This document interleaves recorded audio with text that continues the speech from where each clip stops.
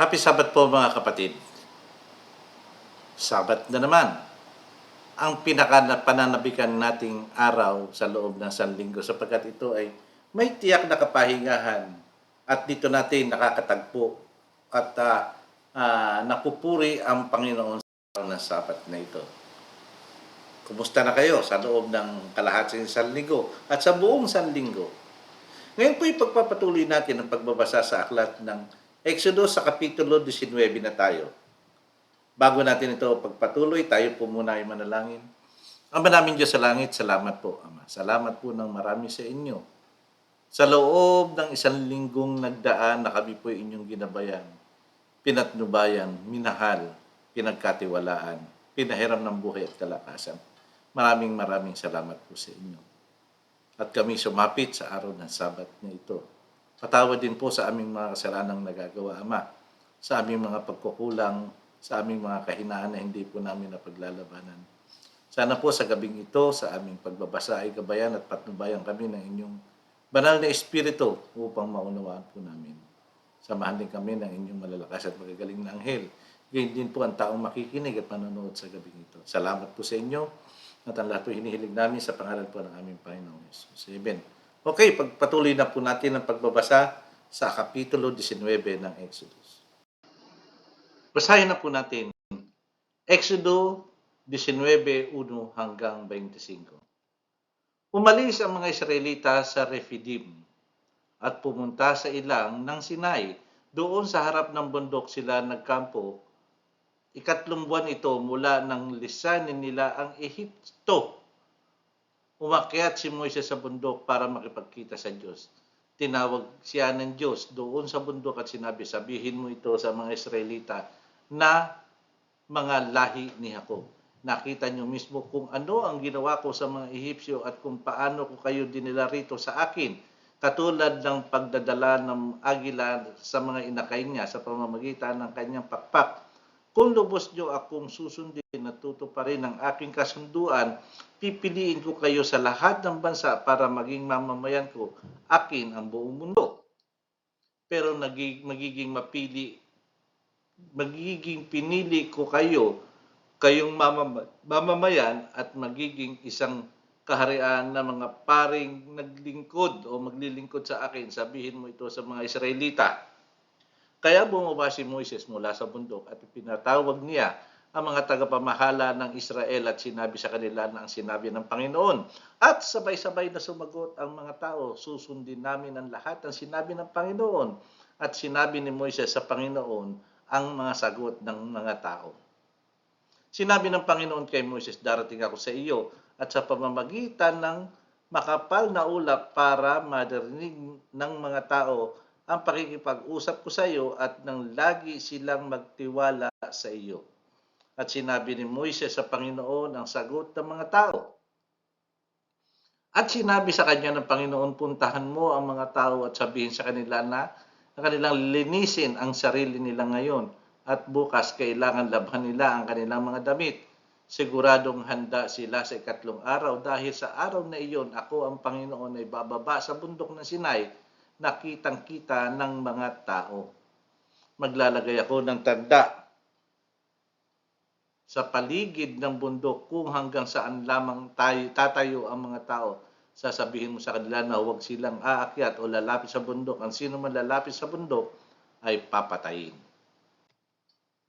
Tao man o hayop, kung gagawin niya ito, babatuhin siya o kaya naman ay papanain. Walang kamay na hihipo sa kanya.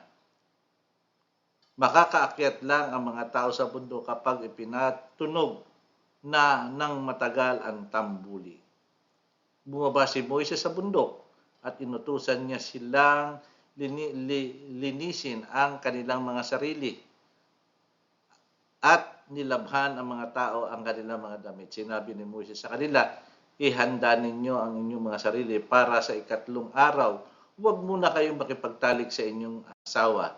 Kinamugahan ng ikatlong araw, kumulog at kumidlat at makapal na ulap ang tumakip sa bundok at narinig ang malakas na tunog ng trompeta, nanginig sa takot ang lahat ng tao sa kampo. Sino ba naman hindi manginginig doon at baka kaharap mo ang Diyos? Pagkatapos ginala ni Moises sa labas ng kampo ang mga tao para makipagkita sa Diyos at tumayo sila sa paanan ng bundok. Nabalot ng usok ang bundok ng Sinai dahil bumaba roon ang Panginoon sa anyong apoy. Pumaitaas ang usok kagaya ng usok na nanggagaling sa hurno at nayanig ng malakas ang bundok. At lalo pang lumakas ang tunog ng trompeta. Nagsalita si Moises at sinagot siya ng Panginoon sa pamamagitan ng kulog. Bumaba ang Panginoon sa ibabaw ng bundok ng Sinai at tinawag niya si Moises at umakyat sa ibabaw ng bundok. Kaya umakyat si Moises.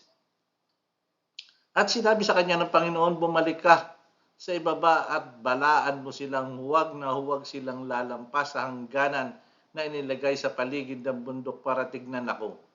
Dahil kung gagawin nila ito, marami sa kanila ang mamamatay. Sinisigurado ng Diyos na walang lalapit dahil alam niya na ang mga tao ay mentra sinasabing huwag o bawal, lalo itong ginagawa. Kaya kabilin-bilinan, huwag.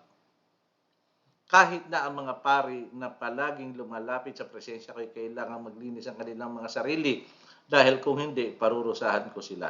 Tandaan po natin ito mga kapatid kapag haharap tayo sa Diyos. Pilitin natin tayo ay maging maayos. Ayan, ito na nga sinabi na rito.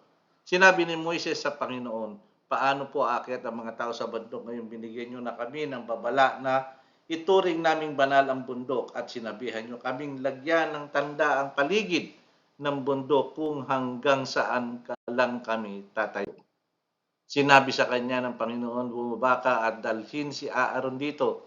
Pero ang mga pari at ang mga tao ay hindi dapat pumunta rito sa akin para hindi ko sila parusahan. Kaya bumaba si Moises at sinabihan ang mga tao. Napakagandaan po, napakaganda. Nakita po natin yung mga desisyon ni Moises ay nanggagaling lahat sa Diyos na kanyang sinusunod. Kaya ang kanyang naging desisyon ay halos lahat ay tama sapagkat ito ang panukala ng Diyos. At si Moises ay napakamasunurin. Sana ay ganoon din tayo sapagkat bawat desisyon natin ay isang guni natin sa Diyos. Ako po ilang beses ko nang naranasan na bawat lakad, bawat gustuhin ko, sinasanggunin ko sa Diyos at siya ang bakala kung ito ay mangyayari at ang kalooban niya nawa ang masunod. Tayo po'y manalangin sa pagtatapos. Ama namin Diyos sa langit, salamat po sa inyo. Salamat po ng marami sa napakagandang istorya na ipinagkaloob niyo sa amin sa gabing ito. At happy Sabat po dyan sa kitaasan sa langit. At sana ay gabayan at patnubayan niyo po kami sa kinabukasan sa pagpunta namin sa aming bahay-sambahan. Purihin po ang inyong pangalan. At maraming salamat po at ang lahat po inihiling namin sa pangalan po ng aming Panginoong Jesus. Amen. Okay mga kapatid, bukas ay magkita-kita tayo sa ating bahay-sambahan. Purihin natin ang Diyos at luwalhatiin ang kanyang pangalan. Happy Sabat po muli.